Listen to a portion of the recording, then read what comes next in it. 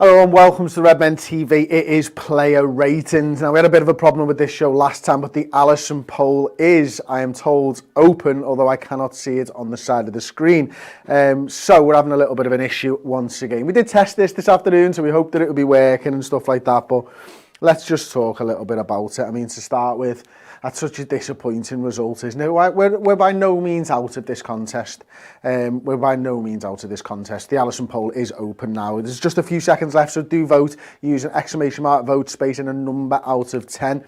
I can see that the votes have actually been tallied, which is pretty good from those people who've already voted. So yeah, thank you for that. Thank you for your patience with us as well. Listen, the only one of the goals really where I think Alisson probably should do a little bit better, for me anyway, was the third. That was the one I was most disappointed in. Other than that, I look quite calm and stuff like that, but I don't think it was a really good performance by Alisson or anything, and he does get a 6 out of 10, which, yeah, I think, yeah, okay. Maybe I'm being a bit harsh with my ratings tonight. It was that's a bit higher than what I gave him, to be honest with you. The poll for Trent is open right now, and listen, off the back of a great performance against Arsenal, I think he had a poor game tonight. Trent Alexander-Arnold, you know, obviously there's the second, it's just a shit header, to be honest with you. And we can talk about the position of Kabak and Phillips all day and all night. The fact is, Trent gets his head on that ball and passes it straight to their man, and you know, we end up conceding because of it. I think, again, I mentioned Alisson maybe could have done better for the third. I think Trent Alexander-Arnold could have done better for the third as well, if I'm honest. I think, you know, you see that run from Vinicius, and Trent just doesn't go. He doesn't give Phillips any shout to move out to him or anything like that. It happened so quickly. I think he's got to go with him. But he had a tough night against Vinicius Junior all night long anyway. It was, you know, a pacey lad, and every time Trent attacked and got forwards, then Real Madrid was so quick and precise to get into that space. But you know, he wasn't given much support by Naby Keïta, and I think that's why Naby's taken off. But in those one-on-one situations, Trent lost out tonight, and he did so. And he's been given a 4 out of 10, which I think is probably about right, to be honest with you. So we move on to Nat Phillips then. We'll open up the poll right now for Nat Phillips. As I say, if you do want to vote, then in the comments, all you need to do is type exclamation mark vote space and a number out of 10. The votes obviously only work while we are live, so if you're watching this on demand, then don't bother typing that into the comments. Leave us a nice comment with all of your player ratings instead. Nat Phillips then. Tough game, isn't it, going up against someone like Karim Benzema? We know how quality a player he is, and I think for the most part he did okay. I think he wins a lot of headers. I think he wins a lot of aerial duels, and you know, when he was aggressive, he was all right. But you know, question marks over his positioning for the first goal, the big ball over the top by Toni Kroos, but question marks over the forward players as well. Why are they not pressing Toni Kroos? Why are they giving one of the best passers in world football so much time to pick a pass when Liverpool are playing such a high line? I mean, the high line, I get it. I understand why Liverpool play it, but it's reliant on the press from the forward players as well, and that's caught a little bit off guard for me with that one. Again, you know, you can talk about the third, whose fault is it, blah, blah, blah, but I wouldn't put too much blame on Nat Phillips for that one. But yeah, I think he's been given a 5 out of 10, okay. I probably went a little bit higher personally for Nat. I think I'd have gone more like a 6, but I understand that. I can totally see everyone's reasoning on that one. So we'll open up the poll for Ozan Kabak then. I mean, I'm surprised that he was taken off, to be honest with you. Fabinho dropped a little bit deeper into the centre-back position for Kabak, and you know, I thought Kabak held up pretty well tonight. I think, you know, we saw the best of him. I think, you know, when he's using his strength and a calmness, he was exuding a little bit of calmness actually in defending Karim Benzema when he was going towards the byline and stuff. There's a couple of times where he could have dived in, maybe given a foul or a free kick or a penalty away, and doesn't. There was obviously that one time where he perhaps should have been called for a penalty as well, but I was quite impressed. What I wasn't impressed with is his pace, and I know it's something that, you know, a lot of people have been saying now since he signed for us, but that one where he's really sort of dragging it out, and I was like, fucking hell, he's had to dig deep there. I was like, fucking hell, he was running with Modric. He wasn't fast 10 years ago when he was playing in the Premier League, and a slight concern, but it didn't get him into trouble or anything tonight. And I thought he was one of our better players. And again, I liked his football brain, and you know, I can see that he's been given a 6 out of 10. But there were a lot of votes for 7s as well, and I'm quite pleased with that Kabak gets a 6. And Yeah, we are where we are. I think another player who struggled tonight, we're going to open the vote for him now, is Andy Robertson. And I think both Trent Alexander and Andy Robertson, they struggled. I think Asensio got the better of Robertson. I think Vinicius Jr. got the best of Trent Alexander-Arnold. He wasn't really so much of a factor going forwards, nor was Trent, to be fair. I think he had 5 crosses. Trent didn't complete one, and maybe Robertson completed 1 cross. But him and Mane aren't playing particularly well together at the moment, and I think Mane not being in form is impacting Robertson. But first half, some of the passing was absolutely atrocious from Liverpool, and certainly the midfielders, and I'll talk about that in a little bit. But Robertson had a tough night there tonight, and there was, again, much like Trent Alexander-Arnold, really put in one-on-one situations, maybe not covered as well from the midfield as you'd hope for, and again, not much of a factor going forward. So I mean, I don't think he was as bad as Trent Alexander-Arnold, and I can see lots of votes have come in now. I personally had him on the same mark as Nat Phillips, something there or thereabouts, maybe a 5 out of 10, and I can see now the vote has been finished, and 45% of you have voted for 5, and that is the top mark for Andrew Robertson. Then we'll move on then to Fabinho next, so we'll open up the poll now. Just a reminder, to vote, just type in exclamation mark vote, put a space in, then your number out of 10, or use the number 1 and 0 to notify 10 if you want, and press that enter key.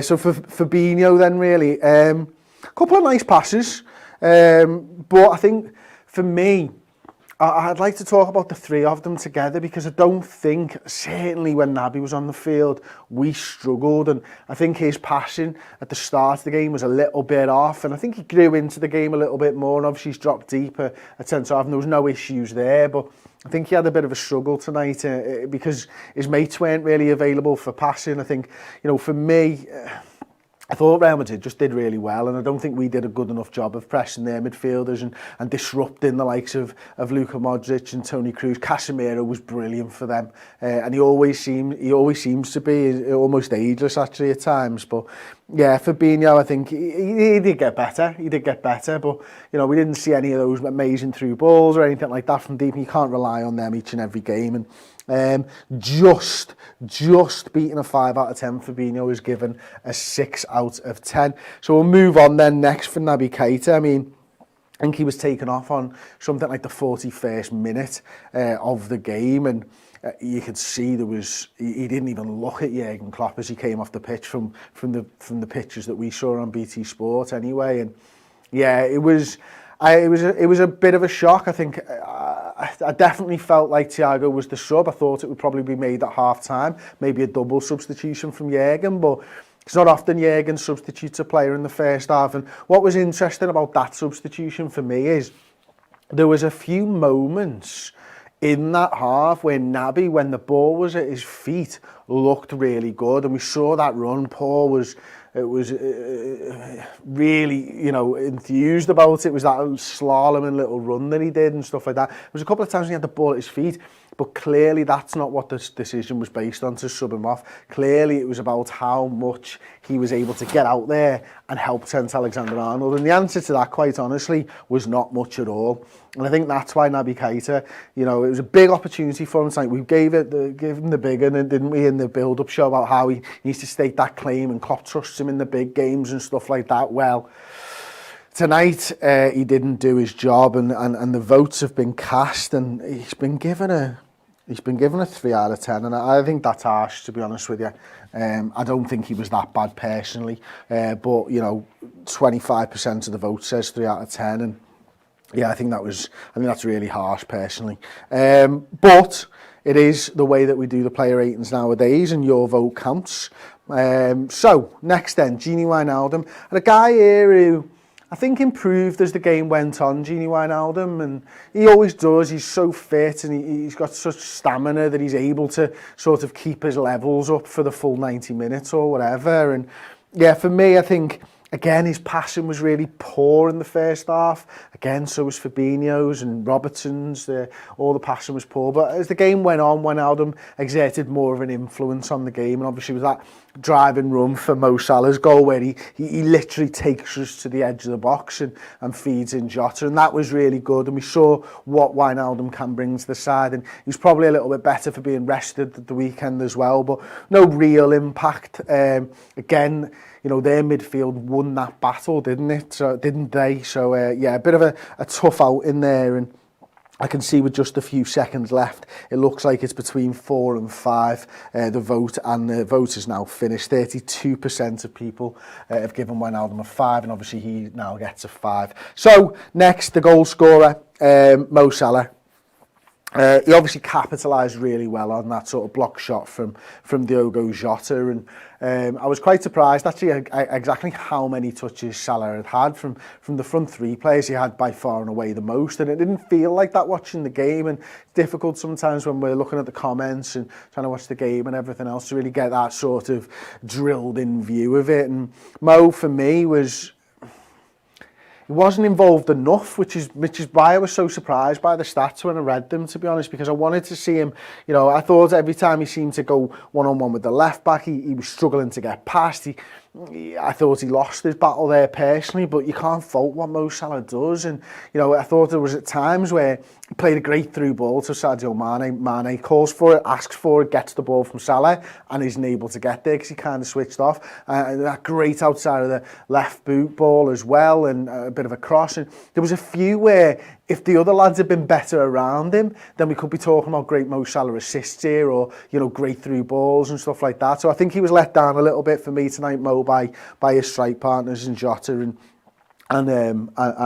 Mane, and I've got him as a 7 out of 10, and I can see that actually he's been given a 7 out of 10 as well, quite surprisingly, with 45% of the vote. I think that's right. I think that's right. And over on the other side, Sadio Mané, a player for me who is lacking form big time and lacking confidence at the moment. And we've opened the poll up for Sadio Mané. Now, if you want to get your vote tallied along with everybody else who's voting live, then type into the comments !vote, put a space in, then the number out of 10, and press that enter key, and your vote will be tallied up with everybody else's. And I've got a couple of words written down for Sadio Mané, and they are literally just a bit poo tonight, and he really was. And all of his good work for me came when he was dropping in a little bit deeper, and no real sort of end product, no real time where you thought you grab the game by the scruff of the neck. And he looked to do that in the first half at times before we went 1-0 down, but it was all centre circle stuff, and that's great to a point, but he's there for a reason. You want him to be a point of the attack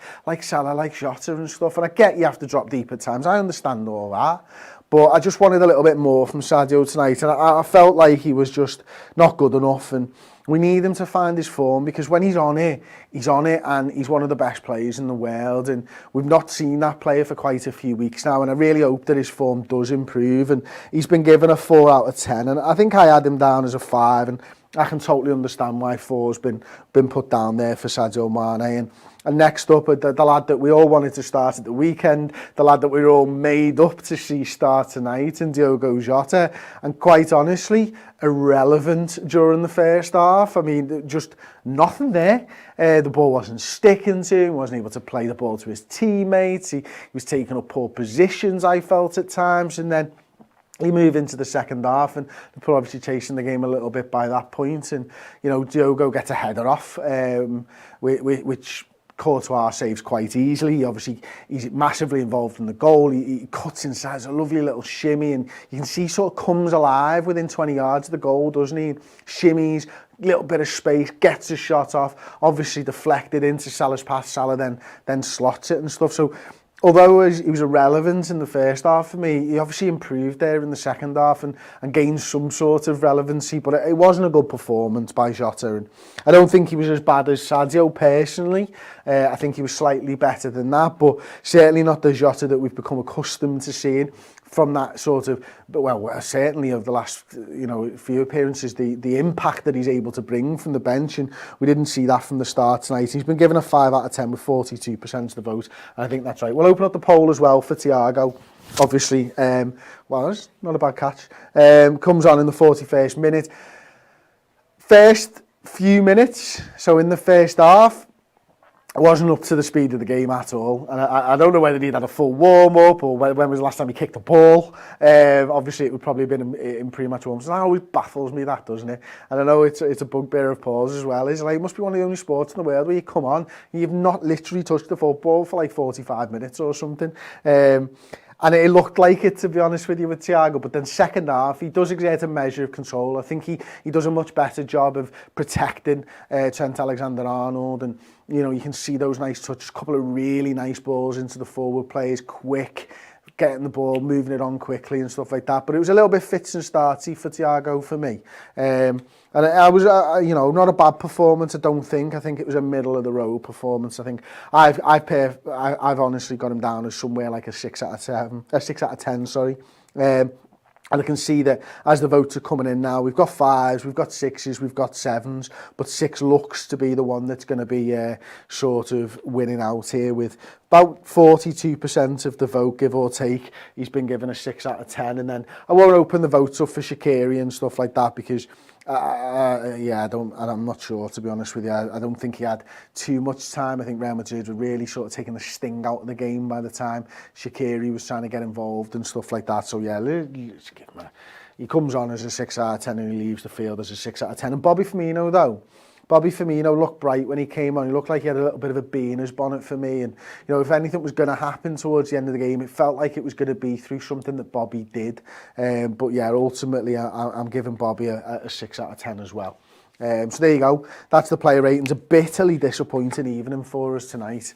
You know, I went in there with so much confidence that Liverpool were going to be able to get a good result out of it. And to be honest with you, I think we got away with one there because I think they could have punished us even more because the performance just wasn't good enough from Liverpool. That first half, you can't take a first half off against Real Madrid when you've only got 4 halves to play.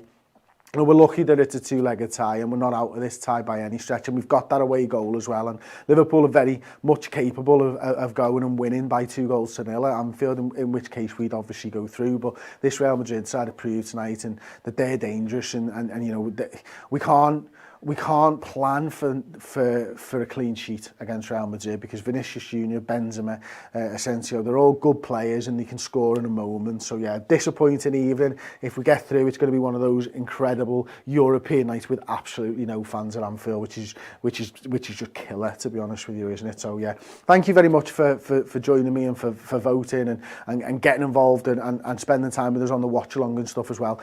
Paul and Ben will be back very shortly with the instant match reaction. So look out for that one. It promises to be really good, especially we've not really been able to speak to Ben so far this evening. So we'll have some different opinions and stuff like that, which is always good. And then we'll be back for the final word tomorrow, streaming on the redmentv.com. So if you want the full fat Redmen TV experience, go over there, support the channel, join up. Yeah, it's well worth your money, I promise you that. Thank you very much for watching, and we'll see you tomorrow. Bye.